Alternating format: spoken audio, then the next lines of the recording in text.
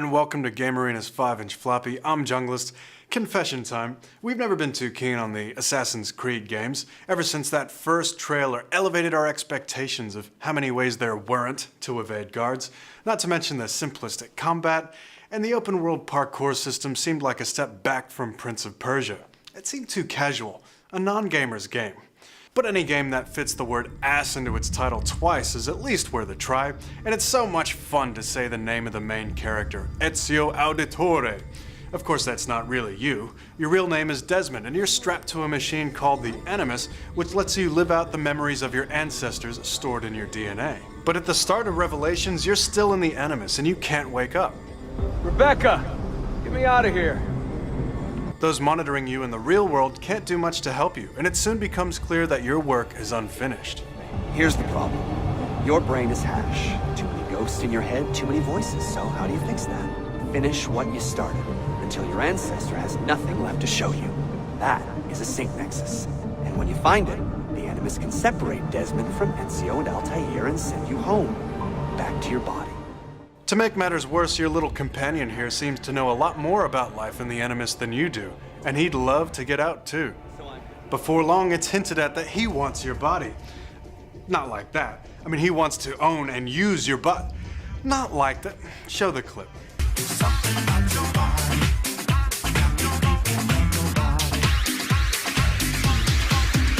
So the Animus is now modified to let you think for yourself. You're still reliving these memories, you're just worse at separating them. And this allows Revelations the same plot technique as the last couple of games, in that it'll show you these events in whatever order will surprise and dazzle you the most. There are lots of nice little story moments with good lines. Who are you, Messere? Only the most interesting man in your life. But Revelations is about answering questions, and if you're invested in this story, you might not like the answers. It starts to get a bit far-fetched when talking about a civilization that came before modern humans, the end of the world in 2012, and the nature of the Animus might make you say, really? In fact, pretty much anything not in Constantinople felt a bit shoehorned, which is odd because that's supposed to be the real stuff. But when playing as Ezio, the story is solid, which is a good thing because that's where you spend most of your time. Needless to say, once in the city, we did the first thing anyone does in an Assassin's game and climbed to the highest point we could. And promptly jumped off. And there are a few things in these games we suspect will never get old.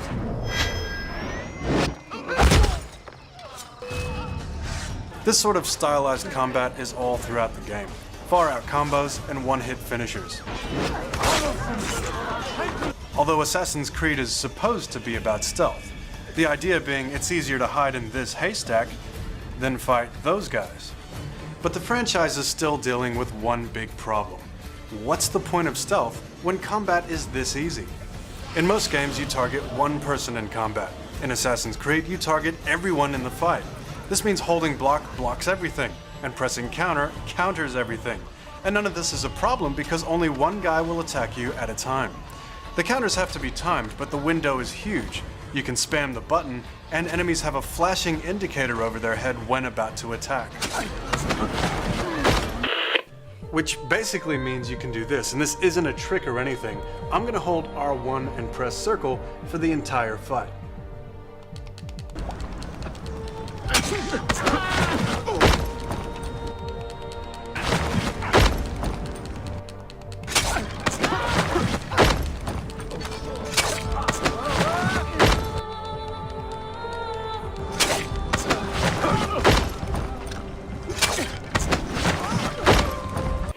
Assassin's Creed is one of the few games where you're actually more powerful in the gameplay than in the cutscenes. See here, you'd never see us being captured like a chump.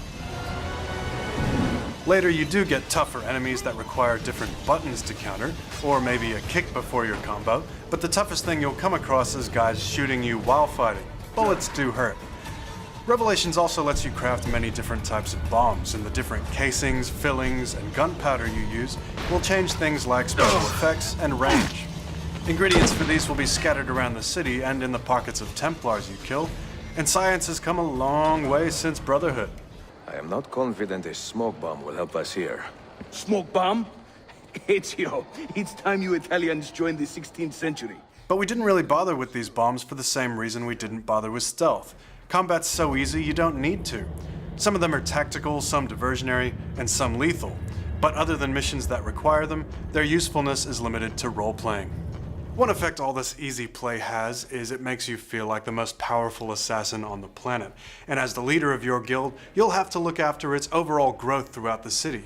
That means invading various Templar dens, packed to the rafters with soldiers and sharpshooters. Invading dens requires you to identify the Templar captain using your sixth sense, and then assassinating him. This rendered our usual strategy of foregoing stealth and killing everybody moot, because if the captain's a coward, he'll just run away. Not only did that make it the most challenging part of the game for us, it was rewarding slowly taking control of the city and seeing that reflected on the map. Likewise, the time will come for you to defend your den against Templar attack, although their methods are a little more blunt. This plays out like a basic form of tower defense, placing different kinds of assassins on the roofs, like crossbows, drop-down assassins, and bombers. And it's still pretty fun despite being unbalanced. Pretty much every wave is a piece of piss until the difficulty skyrockets with the war machine at the end. As the underground war in Constantinople rages on, you'll also be responsible for your guild's financial health. You gotta spend money to make money, and renovating shops such as blacksmiths and doctors will not only give you access to their services, but raise your income. And when the time is right, you'll need to make friendly with the city's royalty. Proud and capable, but ambitious. And he admires my father greatly. All this guild management wouldn't be complete if you couldn't manage your actual initiates, and sure enough, you're responsible for that too.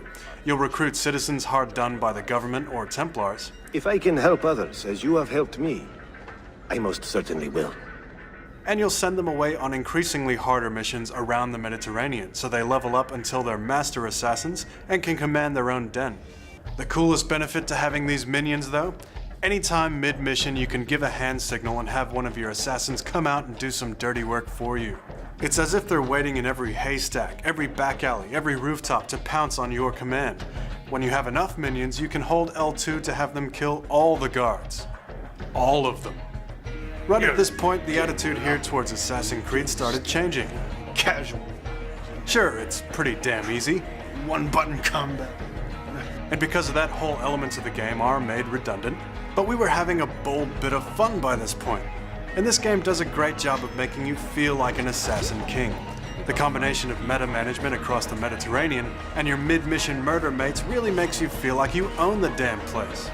We started to like this damn casual game. And if we were just a little bit on the fence before, a couple cool missions sold it. Even if the world doesn't force stealth on you, these missions do, and it's a fun change of playstyle. What is happening? Is he in? There's one memorable mission in particular where you have to infiltrate a royal party and stop some Templar assassins before they take out a prince to gain royal favor. Using your sixth sense to identify targets while entertaining was great, and the singing was funny too. And that brings us to Endgame. Assassin's Creed holds your hand more than any other game we've played in a while. One-button parkour all over the city, mashable combat, and a sixth sense that tells you where to go. There's a term for that in the industry, and it's pushing buttons to make rainbows. The act of putting in very little effort and getting gratuitous visual reward. In that respect, it deserves more criticism for being a movie game than Uncharted. We used to think Assassin's Creed was a game for noobs. Now we think it's a game for noobs. It's pretty damn fun, too. Society's laws prevent me from being an unstoppable killer in real life, but it almost doesn't matter when a game gets that feeling so right.